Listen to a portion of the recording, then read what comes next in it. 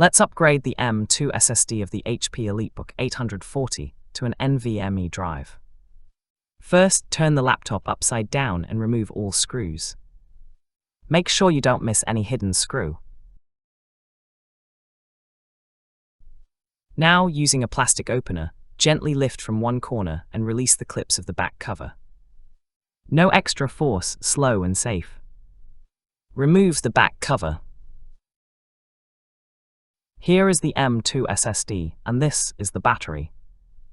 Before doing anything, disconnect the battery connector to avoid any short circuit. Now open the screw of the M.2 drive. Gently slide it out. It's time to install the new NVMe drive.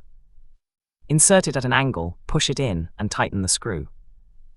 Remember, never apply extra force while working on a laptop. Reconnect the battery connector. Now close the back cover. Place it properly and press around the edges so all clips lock back into place. Tighten all screws and ensure there are no gaps between the cover and the body. After installing a new SSD, you need to install Windows on it. You will find the link in the description on how to create a bootable USB.